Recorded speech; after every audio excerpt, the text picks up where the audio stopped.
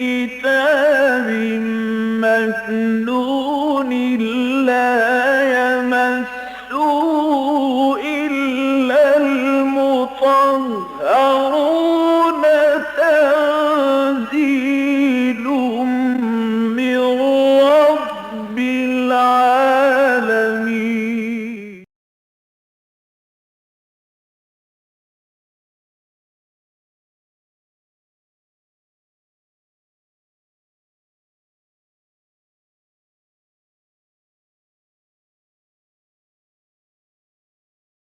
أعوذ بالله من الشيطان الرجيم.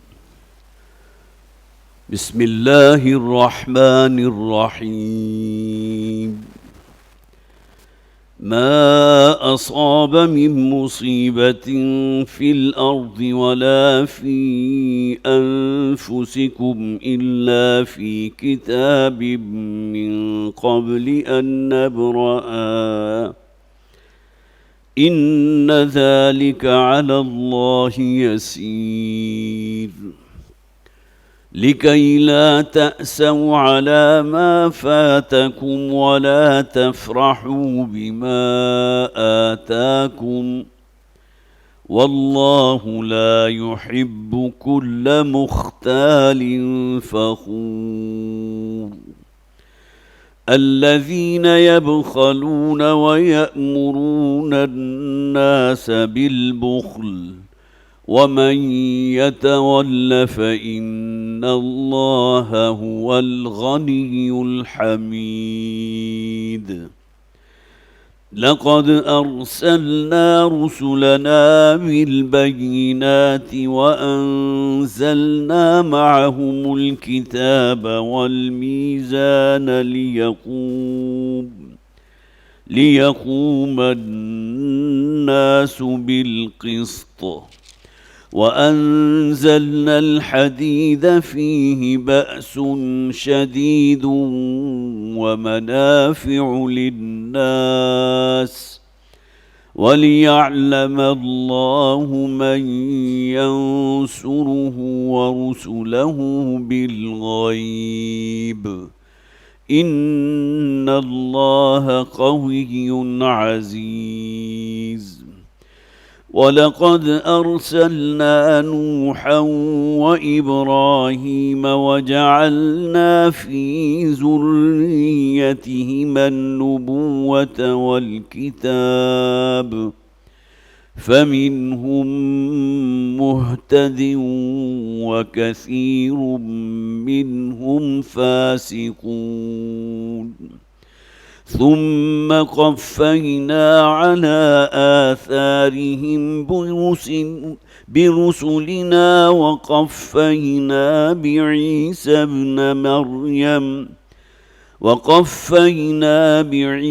ابن مريم وآتيناه الإنجيل وجعلنا في قلوب الذين اتبعوه رأفة ورحمة ورهبانية ابتدعوها ما كتبناها عليهم إلا ابتغاء رضوان الله فما رعوها حق رعايتها فآتينا الذين آمنوا منهم أجرهم وكثير منهم فاسقون. يا أيها الذين آمنوا اتقوا الله وآمنوا برسوله يؤتكم كفلين من رحمته ويجعل لكم نورا تمشون به ويغفر لكم والله غفور رحيم. لئلا يعلم أهل الكتاب ألا يقدرون على شيء من فضل الله وأن الفضل بيد الله يؤتيه يؤتيه من يشاء والله ذو الفضل العظيم صدق الله العظيم رب اشرح لي صدري ويسر لي أمري واحلل عقدة من لساني يفقهوا قولي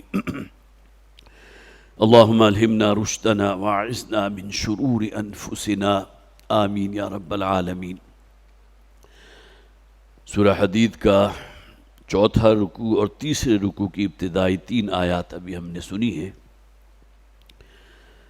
یہ سورہ مبارکہ جو قرآن حکیم کی بہت جامع بڑی عظیم صورت ہے، خصوصاً مسلمانوں سے خطاب کے ضمن میں بڑی تفصیل سے، چونکہ اس کے مضامین کا میں اعادہ کر چکا ہوں، بتکرار و اعادہ بہت سی باتیں میں نے آپ کے سامنے رکھی، لہذا میں آج کچھ وقت اس پر صرف نہیں کروں گا، اور کوشش ہوگی میری کہ آج اگر اللہ کو منظور ہوا تو اس سورہ مبارکہ کی ہم تکمیل کر لیں۔ صرف 2 آیات جو آخر میں ہم نے پڑھی تھی، ما اصاب من مصیبت فی الارض ولا فی انفسکم الا فی کتاب من قبل ان نبرأہا، کوئی شے تم پر واقع نہیں ہوتی، کوئی مصیبت تم پر نہیں آتی، نہ اس زمین میں نہ تمہاری اپنی جانوں پر، الا فی کتاب من قبل ان نبرأہا، مگر یہ کہ پہلے سے ایک نوشتے میں لکھی موجود ہوتی ہے، اس سے قبل کہ ہم اس کو واضح کریں۔ اور یہ گویا کہ ہمارے ایمان کا معراج ہے کہ جو شے بھی ہم پر خارج سے وارد ہو رہی ہے، خواہ کوئی حادثہ ہے، پریشانی ہے، بیماری ہے، نقصان ہے، یا راحت ہے، خوشی ہے، مال و دولت ہے، صحت ہے، یہ تمام چیزیں اللہ کی جانب سے ہیں، اور بندہ مومن کا اس بات پر بھی یقین ہونا چاہیے کہ یہ چیزیں اللہ تعالی ہمارے اوپر وارد فرماتا ہے تو ہماری آزمائش کے لیے، روپیہ پیسہ ہے تو وہ اس میں بھی آزمائش ہے۔ انما اموالکم و اولادکم فتنہ، جانچ لیے جاؤ گے، پرکھ لیے جاؤ گے، اپنی اولاد اور اپنے اموال کے ذریعے امتحان ہو گیا۔ اسی طرح کوئی فاقہ آ رہا ہے، کوئی مصیبت ہے، کوئی پریشانی ہے، کوئی مالی نقصان ہے، وہ بھی اللہ کی طرف سے امتحان ہے۔ ان ذالک علی اللہ یسیر، اس پوری کائنات میں جو کچھ ہو رہا ہے یا ہوگا، سب کچھ اللہ تعالیٰ کے علم کتاب میں، اس نوشتے میں پہلے سے لکھا ہوا موجود ہے، اور یہ شے اللہ کے لیے کوئی مشکل کام نہیں تھا۔ ان ذالک علی اللہ یسیر، اللہ کے لیے بہت آسان ہے۔ لِكَيْ لَا تَأْسَوْا عَلَى مَا فَاتَكُمْ، اب کوئی نقصان ہو گیا، بیماری آ گئی، مالی طور پر انسان جو ہے وہ دیوالیہ ہو گیا، تو ایسا نہ ہو کہ جو شے تم سے جاتی رہے، جو تو شے تم سے فوت ہو جائے، تو اب اسی غم کے اندر، اسی حزن و ملال کے اندر، اسی پچھتاوے کے اندر اپنے آپ کو ہلکان کر لو۔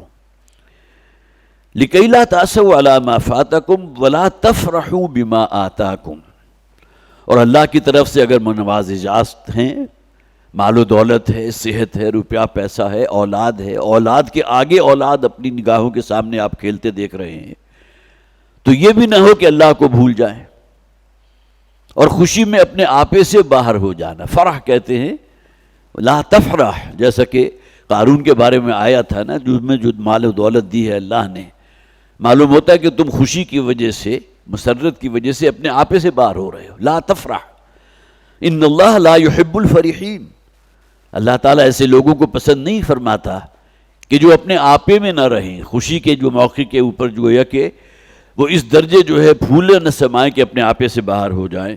واللہ لا يحب كل مختال فخور، اور اللہ تعالیٰ قطعاً پسند نہیں کرتا اس شخص کو جو اترانے والا ہو، جس کے اندر کوئی گھمنڈ ہو، کوئی غرور ہو۔ اور اس بات کو بھی نوٹ کر لیجئے، گھمنڈ اور غرور پیدا ہوتا ہے انسان کے اندر، اس کی بنیاد کیا ہے؟ روپیہ پیسہ، مال و دولت۔ اسی وجہ سے انسان اپنے آپ کو بڑھیا سمجھنے لگتا ہے، دوسروں کو گھٹیا سمجھتا ہے۔ تو کل مختال فخور، ہر وہ شخص کے جسے آپ عام طور پر محاورے میں کہتے ہیں گردن میں سریا پیدا ہو گیا، اب اس کے چال کے اندر اکڑ پیدا ہو گئی۔ خیل اصل میں گھوڑے کو کہتے ہیں، اور گھوڑا جس طرح تمکنت کی چال چلتا ہے، تو کوئی انسان بھی اگر اس چال کو اختیار کر لے تو گویا کہ وہ اس گھوڑے کے مترادف ہو گیا، جس کے اندر ایک اکڑ ہے، غرور ہے، گھمنڈ ہے۔ وہ جب ٹاپ لگاتا ہے زمین کے اوپر تو معلوم ہوتا ہے کہ اس کا پورا جسم جو ہے اس کو محسوس کرتا ہے۔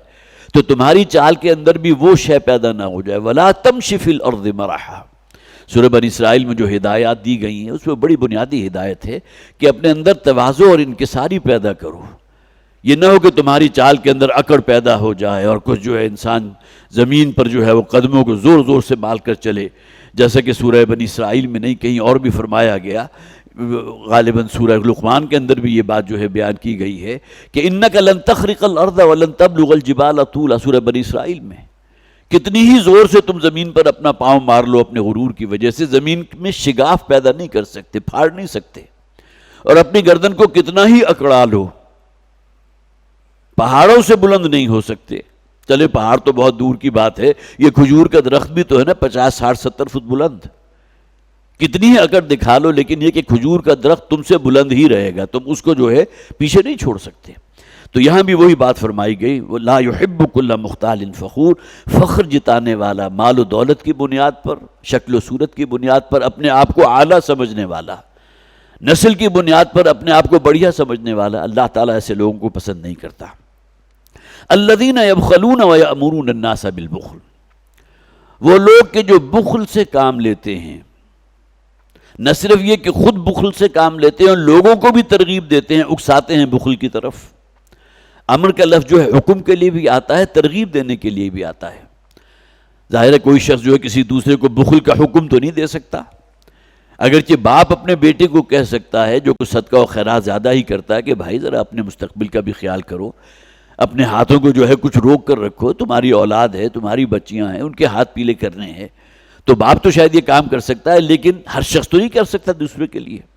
تو یہاں ہمارے مفسرین نے جو اس سے مراد لی ہے وہ یہی ہے کہ اکساہٹ پیدا کرنا، ترغیب دینا، یہ بھی گویا کہ امر کے ذیل میں آ گیا. وَيَأْمُرُونَ النَّاسَ بِالْبُخْلِ، خود بھی بخل سے کام لیتے ہیں اور دوسروں کو بھی بخل کا حکم دیتے ہیں، ترغیب دیتے ہیں، ان کو اکساتے ہیں بخل کی طرف.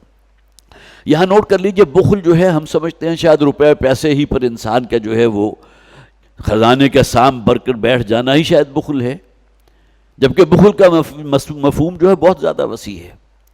اللہ تعالیٰ نے اگر کسی شخص کو کوئی ہنر دیا ہے اور وہ نہیں چاہتا کہ میرا یہ ہنر جو ہے دوسرے لوگوں تک پہنچے، پھر تو میری منوپلی ختم ہو جائے گی، پھر کون میرے پاس آئے گا؟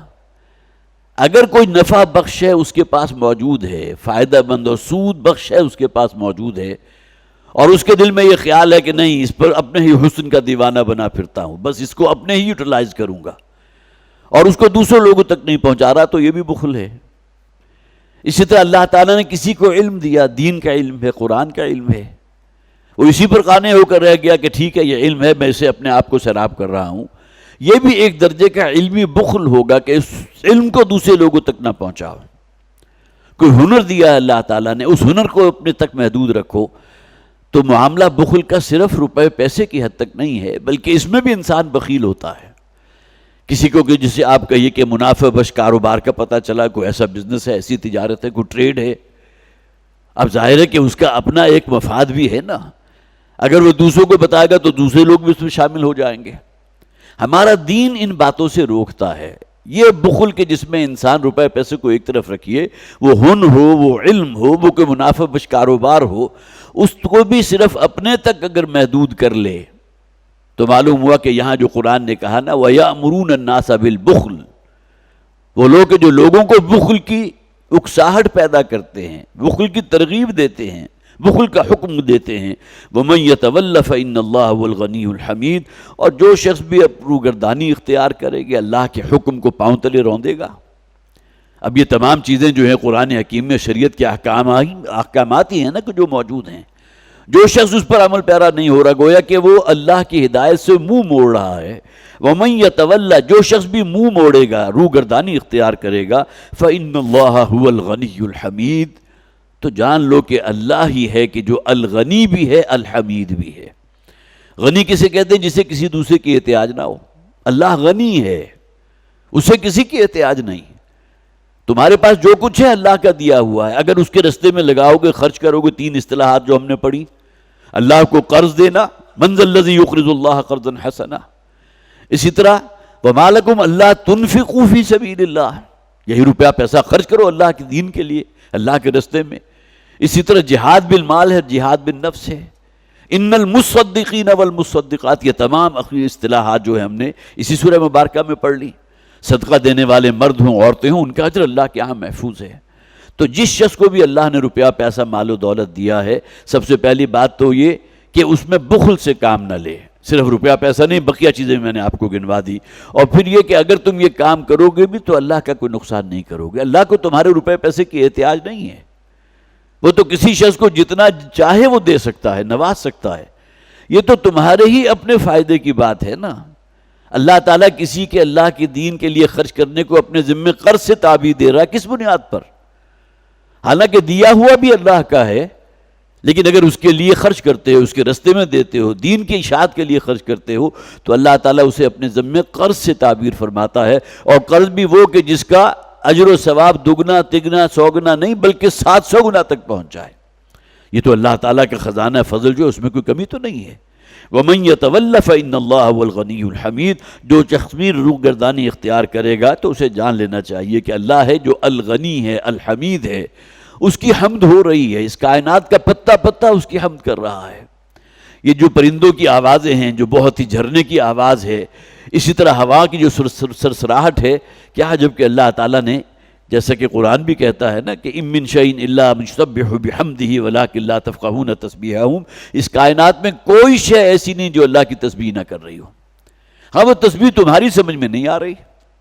حیوانات بھی اگر ان کی زبان سے یا کچھ الفاظ جو ہیں ان کے نکل رہے ہیں، الفاظ اگرچہ لفظ کی شکل میں نہیں، جو آوازیں نکل رہی ہیں، کیا ہم کہ اللہ تعالیٰ جو ہے کیا عجب اللہ کی تعریف کر رہے ہوں. تو حمید ہے، وہ ستودہ صفات ہے، اس کی ہم تو ازل سے ہو رہی ہے، اب تک ہوتی رہے گی. ہاں یہ انسان ہے جو بڑا ناشکرا ہے. اللہ کے بڑے بڑے احسانات اس کے اوپر ہیں، لیکن اپنی زبان سے کلمہ حمد جو ہے وہ برآمد نہیں کرتا. حالانکہ زبان سے اللہ کا شکر ادا کرنا، الحمدللہ کے الفاظ، یہ تو صرف قولی تسبیح ہے، قولی حمد ہے. اصل شے کیا ہے؟ انسان دل کی گہرائیوں سے اللہ کا شکر گزار بنے. شکر بالجوارح بھی ہے، اپنے اعضاء جو اللہ نے دیے ہیں، تمہارے ہاتھوں سے غلط کام نہ ہو، تمہاری آنکھوں سے غلط کام نہ ہو، تمہاری کمائی میں وہ شے شامل نہ ہو جو اللہ نے حرام ٹھہرا دی ہے. یہ شکر گزاری کیا ہے؟ یہ بھی گویا کہ عملاً ہم اللہ کا شکر ادا کر رہے ہیں، اللہ کی حمد کر رہے ہیں. فَإِنَّ اللَّهَ هُوَ الْغَنِيُّ الْحَمِيدُ. یقیناً اللہ تعالیٰ الغنی بھی ہے، الحمید بھی ہے. لَقَدْ أَرْسَلْنَا رُسُلَنَا بِالْبَيِّنَاتِ وَأَنزَلْنَا مَعَهُمُ الْكِتَابَ وَالْمِيزَانَ لِيَقُومَ النَّاسُ بِالْقِسْطِ. اب یہ آیت مبارکہ جو ہے اس سورت کی مرکزی آیت ہے، اور والد محترم نے گویا کہ یہ آیت اور اس کے بعد سورہ صف آئے گی، اس کی جو مرکزی آیت ہے، ان دونوں کو آپس میں جوڑا ہے اور کہا ہے کہ قرآن حکیم کا عمود یہ ہے، هُوَ الَّذِي أَرْسَلَ رَسُولَهُ بِالْهُدَى وَدِينِ الْحَقِّ لِيُظْهِرَهُ عَلَى الدِّينِ كُلِّهِ. وہی اللہ کے جس نے بھیجا اپنے بندے کو محمد کو صلی اللہ علیہ وسلم، اپنے رسول کو الہدا، یہ قرآن حکیم دے کر، اور دین الحق، اور مکمل نظام زندگی، سچا دین دے کر، لِيُظْهِرَهُ عَلَى الدِّينِ كُلِّهِ، تاکہ اس دین کو، اس دین حق کو تمام ادیان پر غالب فرما دیں. یہ حضور کی امتیازی شان ہے جو سورہ صف میں بیان ہوئی.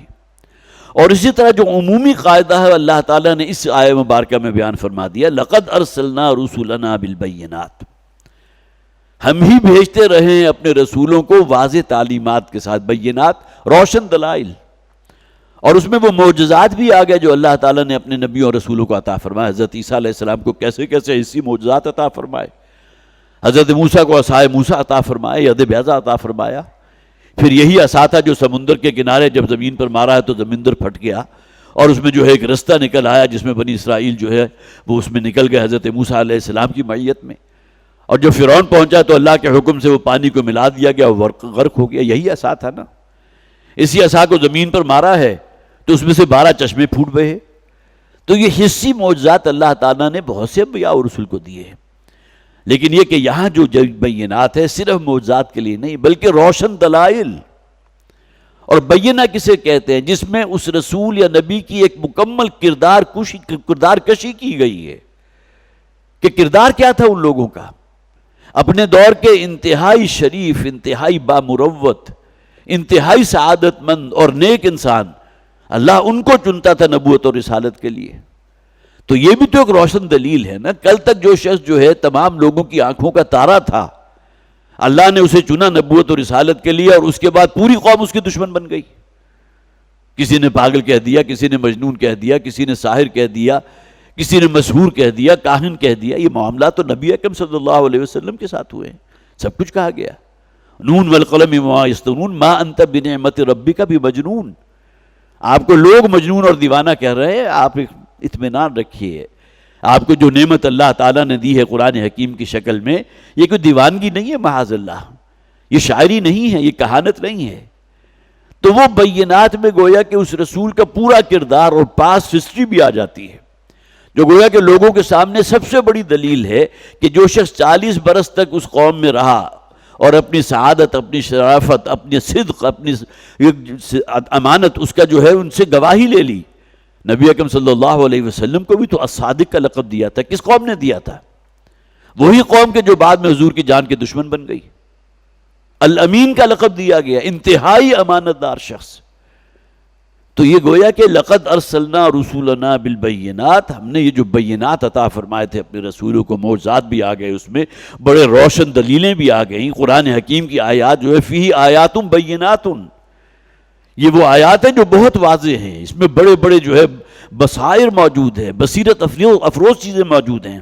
وَأَنزَلْنَا مَعَهُمُ الْكِتَابَ وَالْمِيزَانَ لِيَقُومَ النَّاسُ بِالْقِسْطِ، اور پھر ہم نے ان کے ساتھ کتاب بھی نازل فرمائی اور میزان بھی نازل فرمائی. دیکھیں یہاں 3 چیزوں کا ذکر آ گیا جو اللہ نے اپنے ہر رسول کو دے کر بھیجا. بینات، وہ معجزات آ گئے، وہ کلام ربانی کہ جو اپنی جگہ انتہائی بین ہے، انتہائی روشن ہے. اس کے ساتھ کتاب کا لفظ آیا، گویا کہ شریعت کا ایک نظام. شریعت موسوی بھی تو تھی نا. حضرت عیسیٰ علیہ السلام کوئی نئی شریعت لے کر نہیں آئے، لیکن یہ کہ وہی شریعت موسوی تھی کہ جس کو جاری و ساری رکھا حضرت عیسیٰ علیہ السلام نے. نبی اکرم صلی اللہ علیہ وسلم جو ہے شریعت محمدی صلی اللہ علیہ وسلم، وہ بھی شریعت لے کر آئے. تو ہر دور میں جو نبی اور رسول اللہ تعالیٰ نے بھیجا، اللہ نے اپنے احکامات بھی نازل فرمائے، شرعی احکامات. یہ کتاب کا لفظ آتا ہے کسی شے کو لکھ دیا جانا. کتب علیکم الصیام، فرض کر دیا جانا، تم پر روزہ رکھنا فرض کر دیا گیا. کتب علیکم القتال، تم پر جنگ کرنا، قتال فرض کر دیا گیا. تو کتاب کا لفظ گویا کہ شرعی احکامات کے حوالے سے، وہ تفصیلی زندگی کے احکامات جس کی روشنی میں تمہیں اس دنیا میں سفر کرنا ہے. والمیزان، اور ایک توازن اللہ نے نازل فرما دیا. میزان کسے کہتے ہیں؟ ترازو. ترازو جو عدل و انصاف کے لیے ہوتی ہے. قسط کا لفظ آگے بھی آ جائے گا. گویا کہ ایک تو کائناتی توازن ہے نا. سورہ رحمان میں 3 مرتبہ میزان کا لفظ آیا. وَوَضَعَ الْمِيزَانَ أَلَّا تَطْغَوْا فِي الْمِيزَانِ وَأَقِيمُوا الْوَزْنَ بِالْقِسْطِ وَلَا تُخْسِرُوا الْمِيزَانَ. 3 آیات، 3 مرتبہ میزان کا لفظ آیا. وہاں اس کائنات کا ایک نظام عدل بھی ہے. اس کے اندر جو توازن ہے، یہ بڑے بڑے اجرام فلکی جس طرح اپنے دائرے میں حرکت کر رہے ہیں، کس قوت نے ان کو جکڑا ہوا ہے کہ ذرا اپنے دائرے سے ادھر ادھر نہیں ہوتے. ورنہ ان میں سے کوئی ایک کرہ بھی اگر گویا کہ اپنے دائرے سے نکل گیا تو اس پوری کائنات کے اندر جو فساد ہوگا آپ اس کا تصور نہیں کر سکتے. زمین سے لاکھوں گنا کرے، بڑے کرے جو ہیں اس کائنات میں تیر رہے ہیں. کل فی فلک یسبحون، یہ اللہ کا بنایا ہوا نظام ہے، انتہائی پختہ، انتہائی مضبوط نظام. لے سانس بھی آہستہ کہ نازک ہے بہت کام، آفاق کی اس کارگاہ شیشہ گری کا. گویا کہ اس درجے نازک ہے کہ ذرا شمع بھر بھی ادھر سے ادھر ہو گئے تو بہت بڑا جو ہے ایک جسے آپ کہیے کہ فساد اور وہ شے پیدا ہوگی جس کا آپ تصور نہیں کر سکتے. بڑے بڑے کرے جس طرح آپس میں ٹکرائیں گے اس توازن کے بگڑنے کی وجہ سے. تو یہ کائناتی توازن بھی اللہ تعالیٰ نے پیدا کیا ہے. لیکن یہ کہ اور توازن ہے نا جس میں میزان کہتے ہیں. آپ کے ہر ہائی کورٹ اور سپریم کورٹ کے باہر وہ ترازو نصب ہوتی ہے. گویا کہ یہاں جو فیصلے کیے جاتے ہیں وہ عدل اور انصاف کی بنیاد پر کیے جاتے ہیں. تو میزان گویا کہ ایک استعارہ ہے عدل و انصاف کے لیے بھی. اور خاص طور پر 3 اعتبارات سے ہمارا خالق ہمارا رب اللہ ہے، اسے معلوم ہے انسان کے اندر کیا کمزوریاں ہیں. جہاں انسان نے ٹھوکریں کھائی ہیں اس میں سب سے پہلی بات کہ مرد اور عورت کے درمیان توازن کیا ہوگا. عورت کے حقوق ہیں، مرد کے بھی حقوق ہیں. پھر عورت جو ہے بحیثیت بیوی ہے، اس کے حق الگ ہیں. بحیثیت ماں ہے تو اس کے حق محفوظ ہیں. بحیثیت بیوی ہے، بحیثیت بہن ہے، بیٹی ہے. ہر اعتبار سے گویا کہ وہ حقوق ہیں جو انتہائی توازن کے ساتھ اللہ تعالیٰ نے اس دین میں ہمیں فراہم فرما دیے. اسی طرح محنت اور سرمایہ ہے. ایک شخص ہے کہ جو صبح سے شام تک محنت کر رہا ہے، لدو اونٹ کی طرح لگا ہوا ہے، اور ایک دہاڑی حاصل کر کے چند سو روپے حاصل کر کے وہ گھر پہنچتا ہے تو اس کا چولہا روشن ہوتا ہے. اور ایک کوئی وکیل صاحب ہے، کوئی ڈاکٹر صاحب ہے، وہ صرف 1 گھنٹے کام کرنے کے 5 لاکھ روپے لے لیتے ہیں. تو یہاں بھی تو آخر کوئی نظام اور توازن چاہیے نا. تو گویا کہ انسان بالکل ہار جاتا ہے اس اعتبار سے کہ مرد اور عورت کے درمیان کا توازن ہونا چاہیے. مرد کے حقوق کیا ہیں، عورت کے حقوق کیا ہیں، عورت بحیثیت بیوی کیا ہوگی، عورت بحیثیت ماں کیا ہوگی، عورت بحیثیت بہن کیا ہوگی، عورت بحیثیت بیٹی کیا ہوگی. اور اسی طرح سرمایہ اور محنت کے درمیان جو توازن ہے، یہ ہمارا دین ہمیں دیکھا.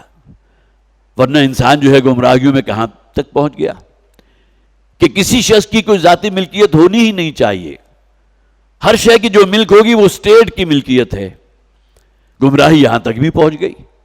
اور پھر یہ کہ دوسری طرف وہ بادشاہ ہیں یا وہ آج کل کا جو نظام ہے، ہیوز ہیں، ہیوز ناٹس ہیں. اور ہیوز کے پاس اتنا کچھ ہے کہ انہیں معلوم نہیں کہ انہیں اپنا روپیہ پیسہ موجود کہاں کہاں ہے اور اسے کیسے خرچ کریں. جبکہ ایک طبقہ ہمارے معاشرے میں وہی موجود جنہیں بمشکل 2 وقت کی روٹی میسر ہے. فاقے پڑ رہے ہیں تو فاقے کی وجہ خود بھی خودکشی کر لی اور اپنے جو گھر والے تھے ان کو بھی مار دیا. یہ آئے دن کی خبریں آپ پڑھتے ہیں نہیں پڑھتے؟ تو یہ جو معاملہ ہے ہیو اور ہیو ناٹس کا، پھر اسی طرح سرمایہ اور محنت کا، اور اسی طرح مرد اور عورت کے درمیان جو حقوق و فرائض کا ایک توازن ہے، اللہ تعالیٰ نے اس کتاب کو جو نازل فرمایا اور اس پر جسے آپ کہیے کہ مزید تبیین و تشریح ہو گئی محمد رسول اللہ صلی اللہ علیہ وسلم کے اسوہ، آپ کی سیرت اور آپ کی احادیث نے، تو گویا کہ وہ تصویر بالکل مکمل ہو گئی. ان الدین عند اللہ الاسلام. یہ اسلام ہے کہ جو دین ہے اللہ تعالیٰ کو یہی دین پسند ہے. یہی اللہ تعالیٰ نے تمہاری اس دنیا اور آخرت دونوں میں منفعت کے اعتبار سے نازل فرمایا. وَأَنزَلْنَا مَعَهُمُ الْكِتَابَ وَالْمِيزَانَ لِيَقُومَ النَّاسُ بِالْقِسْطِ.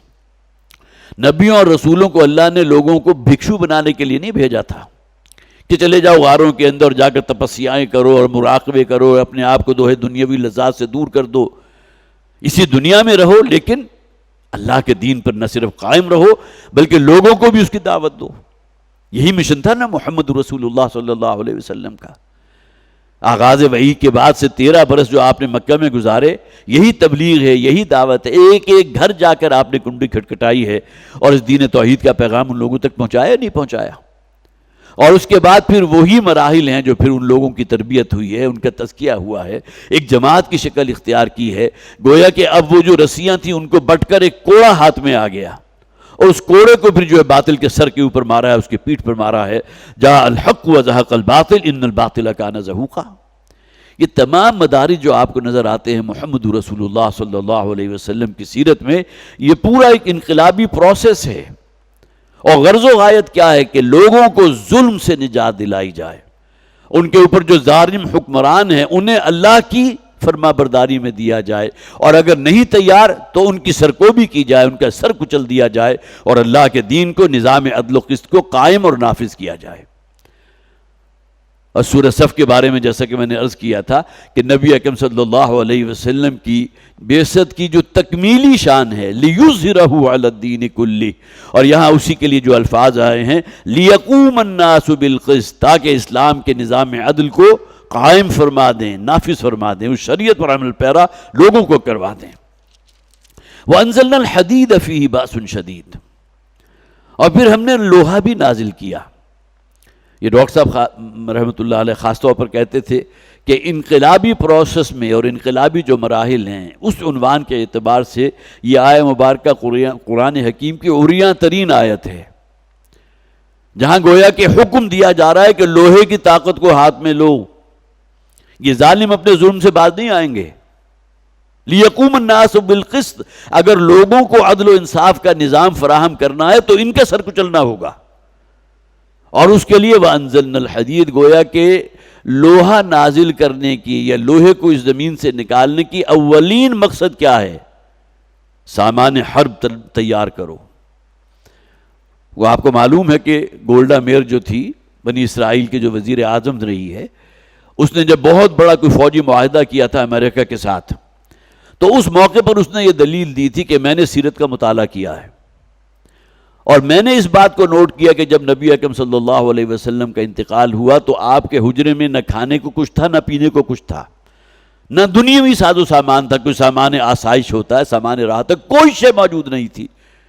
ہاں کمرے کے اندر 7 تلواریں لٹکی ہوئی تھیں، نیزہ موجود تھا، ڈھال موجود تھی۔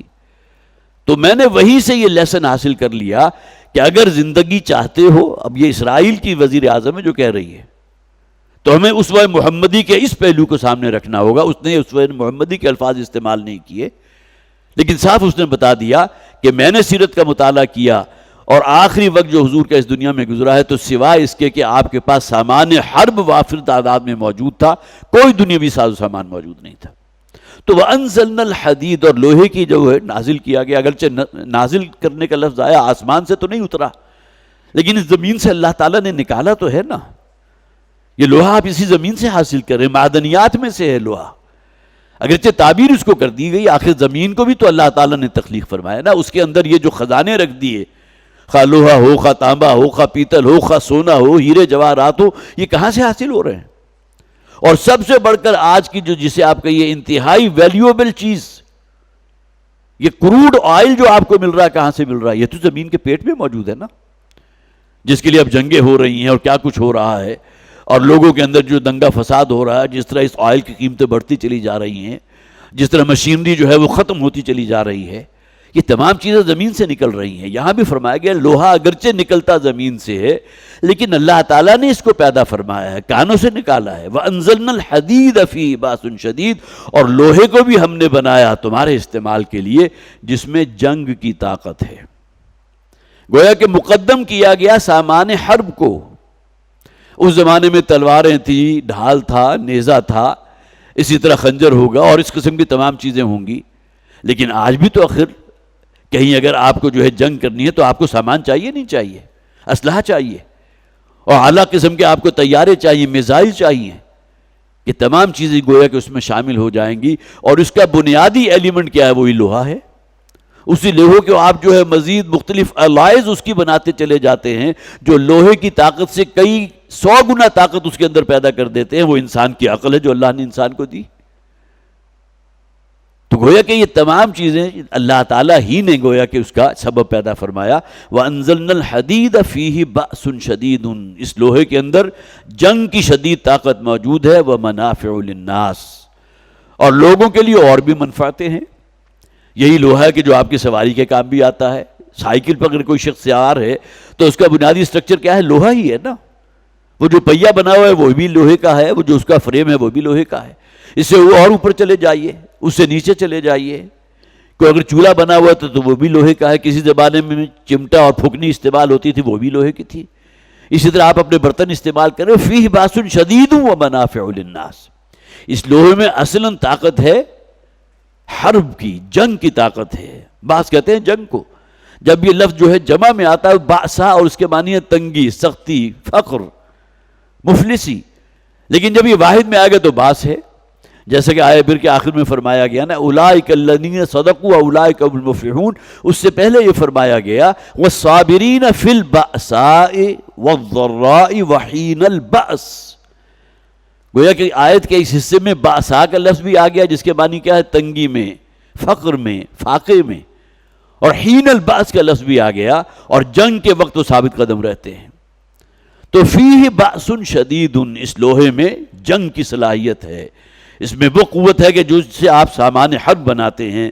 وَمَنَافِعُ لِلنَّاسِ، لوگوں کے لیے اور بھی بہت سی منفعتیں ہیں۔ گویا کہ اور منفعتیں جس سے تم استفادہ کر رہے وہ سیکنڈری ہیں۔ اللہ تعالیٰ نے جس غرض کے لیے اس لوہے کو نازل فرمایا، وَأَنزَلْنَا الْحَدِيدَ فِيهِ بَأْسٌ شَدِيدٌ وَمَنَافِعُ لِلنَّاسِ وَلِيَعْلَمَ اللَّهُ مَن يَنصُرُهُ وَرُسُلَهُ بِالْغَيْبِ، اور تاکہ اللہ تعالیٰ، ترجمہ کیا ہوگا؟ جان لے، اللہ کے علم میں سب کچھ ہے، ازل سے ابد تک کی ہر ایونٹ اللہ کے علم میں ہے۔ نہ صرف علم میں ہے بلکہ ایک نوشتے کے اندر لکھا ہوا موجود ہے، احادیث موجود ہے اس موضوع پر۔ لیکن یہ کہ بہرحال وَلِيَعْلَمَ اللَّهُ، تاکہ اللہ تعالیٰ جان نہ لے بلکہ واضح کر دے، لوگ بھی جان لیں، مَن يَنصُرُهُ وَرُسُلَهُ بِالْغَيْبِ، کہ کون ہے کہ جو مدد کرتا ہے اللہ کی اور اس کے رسولوں کی غیب میں رہتے ہوئے۔ اپنی آنکھوں سے نہ اللہ کو دیکھا، نہ فرشتے کو دیکھا، نہ قرآن کے نازل ہونے کو دیکھا، لیکن اس کے باوجود اپنی جان اور اپنا خون بہانے کو تیار ہیں اس دین کے لیے، اللہ کی مدد میں، اللہ کی نصرت میں. جیسا کہ حضور نے فرمایا نا، اس میں ہمارے لیے بہت ہی حوصلے کی بات ہے. حضور نے فرمایا تھا ایک موقع پر، بلکہ سوال کیا تھا، تمہیں معلوم ہے سب سے انوکھا ایمان کس شخص کا ہے؟ اعجب ایمانہ کے الفاظ آئے. وہ شخص کے جس کا ایمان بڑا یونیک ہے، بہت انوکھا ہے. تو صحابہ کرام نے عرض کیا کہ اللہ و رسول عالم، اللہ اور اللہ کے رسول زیادہ بہتر جانتے ہیں. لیکن پھر بھی حضور نے ان کی حوصلہ افزائی کی، نہیں میں تم سے پوچھ رہا ہوں، تم بتاؤ. تو انہوں نے کہا کہ جی فرشتوں کا ایمان سب سے افضل ہے، سب سے اعلیٰ ہے، سب سے انوکھا ہے. تو حضور نے تردید کر دی، نہیں فرشتے کیسے اللہ کو نہیں مانیں گے، وہ تو اللہ کو دیکھ رہے ہیں، وہ تو نوری مخلوق ہیں. پھر انہوں نے ایک درجے نیچے اتر کر کہا پھر انبیاء اور رسول کا ایمان سب سے عجب ہے، سب سے انوکھا ہے. تو حضور نے فرمایا وہ کیسے ایمان نہیں لائیں گے؟ اس لیے کہ اللہ کا فرشتہ حضرت جبرائیل اس کے پاس آتے ہیں اللہ کا پیغام لے کر، تو ان کا ایمان بھی وہ انوکھا پن جو ہونا چاہیے وہ نہیں ہے. ان کے پاس تو اللہ کی طرف سے ایک فرشتہ نازل ہو رہا ہے، اللہ کا پیغام اور کلام ان پر نازل ہو رہا ہے. پر اس کے بعد انہوں نے یہ کہا کہ پھر ہم ہیں کہ ہم نے گویا کہ آپ کی صحبت سے استفادہ کیا. آخر صحابہ کرام کا بھی معاملہ اس اعتبار سے ہم سے کئی گنا کیا، ہزاروں گنا آگے کا ہے نا. انہیں صحبت میسر آئی ہے، بلکہ نوعیت کے اعتبار سے آپ ریشو پروپورشن قائم کر ہی نہیں سکتے اپنے ایمان کی اور صحابہ کے ایمان کی. انہوں نے اکتساب کیا ہے محمد رسول اللہ صلی اللہ علیہ وسلم کی صحبت سے. لہٰذا صحابہ نے کہا جو حضور کے سامنے صحابہ موجود تھے، پھر ہمارا ایمان شاید بہت انوکھا ایمان ہے، عجب ایمان اگر آپ نے کہا. تو حضور نے فرمایا نہیں، عجب الایمان، ایمان کا انوکھا پن تو اصل میں ان لوگوں میں ہوگا جو کہیں میرے بعد آئیں گے. انہوں نے نہ میری صحبت سے استفادہ کیا، نہ مجھے دیکھا، نہ صحابہ کرام کی صحبت سے مستفید ہوئے. آخر صحابہ بھی تو آخر نبی اکرم صلی اللہ علیہ وسلم کے اس درخت کے پھل ہیں نا.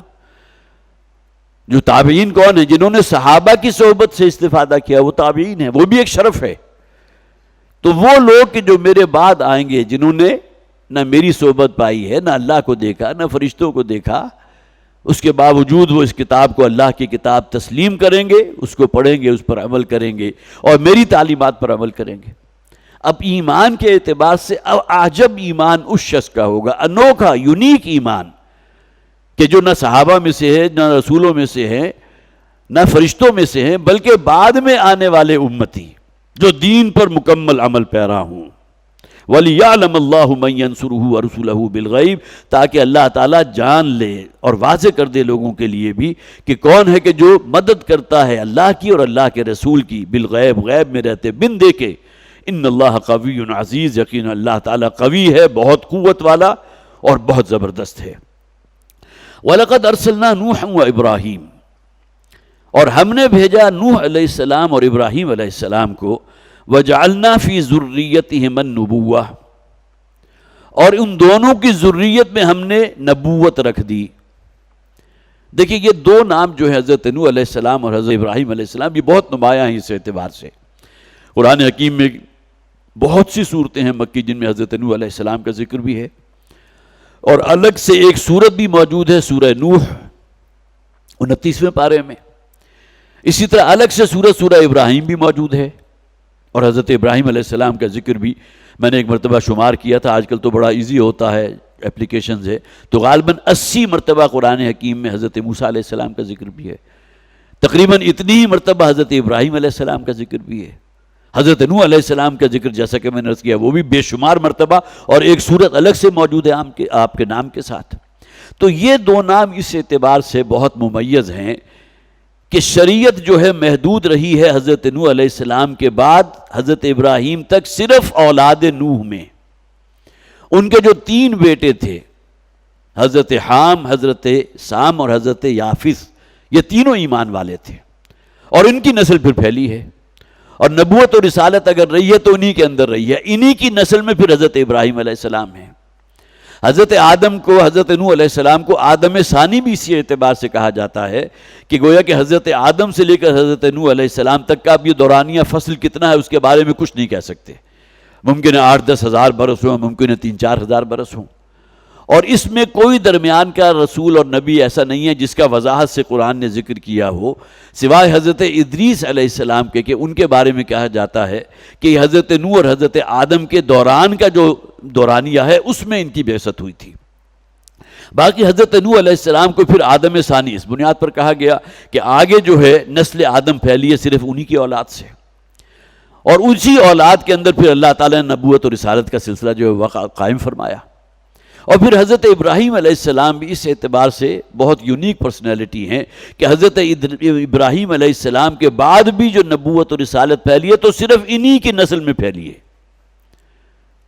ایک بیٹے حضرت اسماعیل، اسی نسل میں محمد رسول اللہ صلی اللہ علیہ وسلم، اگرچہ تقریباً 2500 برس کا فصل، جتنے فترت نبوت بھی کہتے ہیں فترت رسالت بھی کہتے ہیں، بہت بڑا وقفہ ہے۔ اور حضرت ابراہیم علیہ السلام کے بیٹے حضرت اسحاق، جن سے جو نسل پھیلی، پھر حضرت یعقوب، حضرت یوسف، اور اس کے بعد سینکڑوں نبی جو ہیں اس نسل میں آئے، جس سلسلے کے آخری نبی ہیں حضرت عیسیٰ علیہ السلام۔ حضرت عیسیٰ علیہ السلام سے تقریباً 500-700 برس پہلے حضرت موسیٰ بھی تھے، وہ بھی اسی نسل میں سے تھے۔ تو یہ جو فرمایا گیا نا وَلَقَدْ أَرْسَلْنَا نُوحًا وَإِبْرَاهِيمَ، اگرچہ تمام نبیوں اور رسولوں کو اللہ تعالیٰ نے بھیجا، لیکن جو امتیازی شان ان دو نبیوں کی ہے، ان دو رسولوں کی، حضرت نوح علیہ السلام اور حضرت ابراہیم علیہ السلام، کہ انہی کی نسل میں اللہ تعالیٰ نے نبوت کو جاری و ساری رکھا۔ وَجَعَلْنَا فِي ذُرِّيَّتِهِمْ النَّبُوَّةَ وَالْكِتَابَ، اور ان دونوں ہی کی نسل میں ہم نے نبوت اور کتاب شریعت رکھ دی۔ شریعت موسوی حضرت موسیٰ حضرت ابراہیم علیہ السلام کی نسل میں ہے، جیسے کہ میں نے عرض کیا حضرت عیسیٰ علیہ السلام کوئی نئی شریعت لے کر نہیں آئے تھے۔ اسی طرح شریعت محمدی صلی اللہ علیہ وسلم و حضرت ابراہیم علیہ السلام، ملت ابیکم ابراہیم، تمہارے جد امجد تمہارے باپ ابراہیم علیہ السلام کی ملت، ان کا طریقہ ہے جس پر آج میں قائم ہوں۔ واتبع ملت ابراہیم حنیفہ، نبی اکرم صلی اللہ علیہ وسلم کو واحد کے صیغے میں خطاب کر کے اللہ نے فرمایا، اے نبی صلی اللہ علیہ وسلم آپ اتباع کیجئے ملت ابراہیمی کا۔ تو گویا کہ جد امجد جو ہیں حضور کی نسل جو اوپر جا رہی ہے تو اس میں حضرت اسماعیل اور پھر حضرت ابراہیم، گویا کہ حضرت ابراہیم ہی کی اولاد ہے، یہ دو بیٹے ہیں۔ اگرچہ ایک اور بھی ہیں بنو قطورہ جن کو کہتے ہیں، جس میں شاید حضرت شعیب علیہ السلام کی بعثت ہے، اس کے بارے میں اختلاف ہے، لیکن بہرحال ان دونوں ہی کی نسل سے، دونوں اعتبارات سے، اگر 3 بیٹے تھے تو انہی کی نسل میں نبوت و رسالت رہی، اور حضرت نوح علیہ السلام کے 3 بیٹے تھے، اسی سے نبوت و رسالت آگے چلتی رہی، بلکہ وہ تو آدم ثانی کہلائے اس اعتبار سے کہ نسل آدم پھر ان کے بعد چلی ہے۔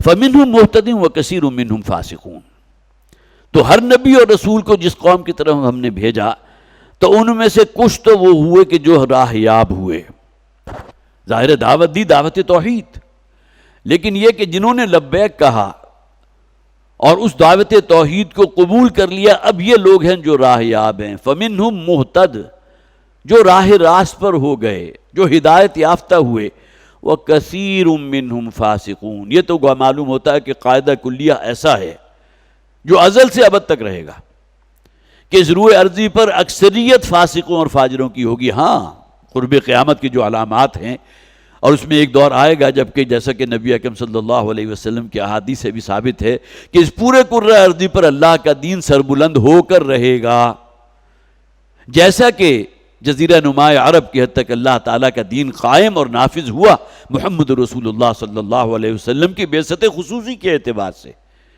بعثت عمومی جو تا قیام قیامت حضور کی جاری رہے گی، تو قیامت سے پہلے ایک دور آئے گا جس کے لیے حضور کے الفاظ ہیں کہ کوئی اونٹ کے بالوں سے بنا ہوا کوئی خیمہ نہیں ہوگا، مٹی اور گارے کا بنا ہوا کوئی گھر نہیں ہوگا جس میں اللہ کا دین داخل نہ ہو جائے۔ ہاں اگرچہ کچھ اقلیت کے لوگ ہوں گے، لیکن وہ بھی اس دین کے تابع ہو کر زندگی بسر کریں گے۔ چشم فلک یہ رکشہ بھی دیکھے گی نا، احادیث میں اس کا جو ہے تفصیل سے ذکر موجود ہے، لیکن بہرحال یہ کب ہوگا، ہماری نسل اور اس کے کتنی نسل کے بعد ہوگا، لیکن بہرحال یہ ہے وہ نوشتہ یا وہ جسے آپ کا یہ خوشخبری جو اللہ کے رسول صلی اللہ علیہ وسلم نے دی۔ لیکن یہ بات اپنی جگہ مسلم، وَكَثِيرٌ مِّنْهُمْ فَاسِقُونَ، دیکھیے سورہ حدیث میں یہ الفاظ 3 مرتبہ ریپیٹ ہوئے۔ مخاطبین کون تھے؟ اگرچہ مدنی صورت ہے، اس وقت مخاطبین اول کون ہیں؟ مسلمان ہیں۔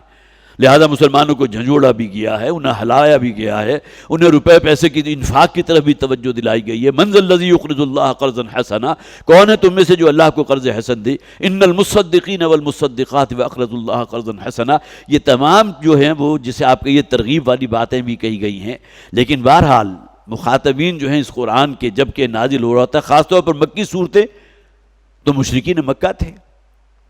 لیکن یہ کہ بہرحال یہ ایک ابدی حقیقت ہے، اگرچہ انہیں بھی دعوت ہے، وہ بھی غور کریں۔ آخر وہ چشم فلک نے وہ نقشہ بھی دیکھا تھا نا کہ جب نبی اکرم صلی اللہ علیہ وسلم فاتح کی حیثیت سے مکے میں داخل ہوئے ہیں اور تم نے دیکھا وَرَأَيْتَ النَّاسَ يَدْخُلُونَ فِي دِينِ اللَّهِ أَفْوَاجًا، جب مکہ میں جو پر اسلام غالب ہو گیا تو اب پورا عرب گویا کہ سرنگوں ہو گیا، پورے کے پورے قبیلے جو ہیں فوج در فوج اسلام لا رہے ہیں، دعوت اسلام کو قبول کر رہے ہیں۔ لیکن یہ کہ بہرحال یہ ایک قاعدہ رہا ہے، وَكَثِيرٌ مِّنْهُمْ فَاسِقُونَ، لوگوں کی اکثریت جو ہے فساق اور فجار ہی پر مشتمل رہی۔ اور اس اعتبار سے گویا کہ قرآن نے بھی اس بات کو تسلیم کیا ہے کہ شیطان نے جو یہ کہا تھا نا، جب اللہ سے مہلت طلب کی تھی کہ قیامت تک کی زندگی مجھے عطا فرما دے، تو دیکھے گا کہ میں تیری مخلوق میں سے، ان بندوں میں سے بہت کم ہوں گے جو تیری عبادت پر، تیری فرمانبرداری پر رہیں گے، سب کو اپنی پیچھے لگا دوں گا۔ الفاظ قرآن کے وَلَقَدْ صَدَّقَ إِبْلِيسُ ظَنَّهُ، ابلیس نے اس موقع پر جو بات کہی تھی، جو اسے یقین یا ظن تھا، وہ بات سچ ثابت ہوئی۔ وَكَثِيرٌ مِّنْهُمْ فَاسِقُونَ، کے لوگوں کی اکثریت نے اسی کا پیچھا پکڑا۔ خواہ اپنی خواہشات نفس کا معاملہ، وہ بھی تو انسان کو برائی اور ظلمتوں اور اندھیاروں کی طرف کھینچتی ہے نا۔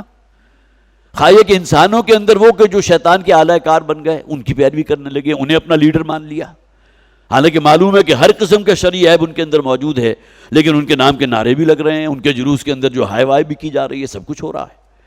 تو یہ تمام چیزیں کیا ہیں؟ یہ وہ شیطان کے پھندے ہیں کہ جو اس نے لگائے ہیں، اور انسانوں کی عظیم اکثریت ہمیشہ سے ان بندوں کے اندر گرفتار رہی ہے۔ وَكَثِيرٌ مِّنْهُمْ فَاسِقُونَ، جیسا کہ میں نے عرض کیا 3 مرتبہ یہ الفاظ اس سورہ مبارکہ میں نازل ہوئے کہ لوگوں کی اکثریت جو ہے فاسقوں اور فاجروں پر مشتمل ہے۔ ثُمَّ قَفَّيْنَا عَلَىٰ آثَارِهِمْ بِرُسُلِنَا، اور اس کے بعد انہی کے آثار پر، انہی کے نقش پا پر، انہی کے نقش قدم پر، انہی کی نسلوں میں ہم نے پھر بھیجے ہیں اپنے بہت سے اور رسول بھی۔ کن کی نسلوں میں؟ حضرت نوح علیہ السلام کا ذکر اولاً، اور حضرت ابراہیم علیہ السلام کا ذکر، جس کے بارے میں تفصیل سے آپ کو بتا دیا کہ نبوت اور رسالت پھر محدود ہوئی ہے انہی کی دونوں نسلوں کے اندر۔ ثم قفینا علی آثارہم برسلنا، اور پھر پیچھے بھیجے ہم نے ان کے آثار یا ان کی نسلوں میں اپنے بہت سے رسول۔ وقفینا بعیسی ابن مریم، اور اسی سلسلے کے حضور سے پہلے آخری رسول کون تھے؟ حضرت عیسیٰ علیہ السلام، اور ہم نے انہی کی اس نسل کے اندر پھر مبعوث فرمایا، پھر بھیجا ہم نے عیسیٰ ابن مریم کو۔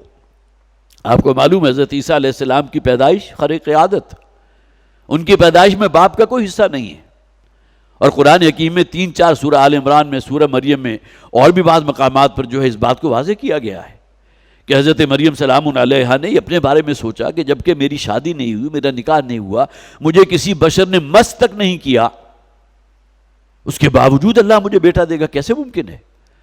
لیکن جو فرشتہ آیا تھا خوشخبری دینے کے لیے، اس نے کیا کہا کہ اللہ تعالیٰ کا جو ہے کن فیکون اس کی شان ہے، وہ چاہے تو حضرت آدم علیہ السلام کی تخلیق میں نہ ماں تھی نہ باپ تھا، حضرت آدم کی تخلیق ہو گئی نا۔ حضرت عیسیٰ علیہ السلام کی تخلیق کے اندر ماں موجود ہے، حضرت مریم سلام علیہا، انہی کے رحم میں پرورش پائی ہے حضرت عیسیٰ علیہ السلام نے ٹل ہز برتھ۔ اور پھر یہ کہ اس کے بعد جتنے بھی نبی اور رسول ہیں ان کا معاملہ وہی جو ہے وہ تناسل کے سلسلے میں ہوئے، ماں بھی ہے اور باپ بھی ہیں۔ ان تینوں کا ذکر جو ہے قرآن میں موجود ہے۔ حضرت آدم کا ذکر ان اللہ اصطفیٰ آدم ونوحا وآل ابراہیم، حضرت آدم کا ذکر ہے جو بغیر ماں باپ کے پیدا ہوئے۔ حضرت عیسیٰ علیہ السلام کا ذکر ہے جو بغیر بن باپ کے پیدا ہو گئے۔ اور اس کے بعد جو ہے اور تمام انبیاء اور تمام لوگ جو ہیں وہ ان کی گویا کہ ان کی پیدائش میں ماں اور باپ دونوں کا حصہ موجود ہے۔ وقفینا بعیسی ابن مریم، اور پھر اسی نسل میں ہم نے پیچھے گویا کہ آخر میں حضور سے پہلے جو تھے حضرت عیسیٰ ابن مریم تھے، وآتیناہ الانجیل، اور ہم نے ان کو انجیل عطا فرمائی۔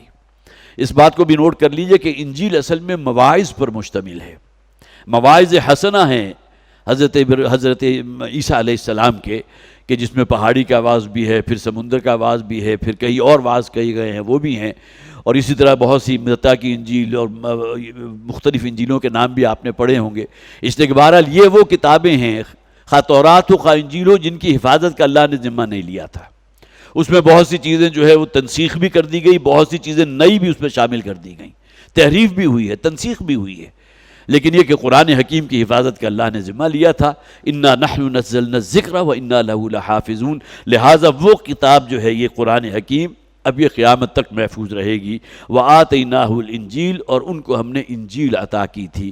اب یہاں ہمارا وقت بھی ختم ہو گیا، لیکن یہ کہ ابھی تقریباً 3 آیات اس سورہ مبارکہ کی باقی ہیں، اس پر بھی انشاءاللہ اگلی مرتبہ بیان ہوگا، بلکہ اگلی مرتبہ کے بارے میں اعلان ہے، میں آپ کو بتا دوں گا اس سے بعد جو اتوار آئے گی، اور پھر انشاءاللہ اس سورہ مبارکہ کا ایک دفعہ ہم اجمالی طور پر پھر ایک جائزہ بھی لے لیں گے۔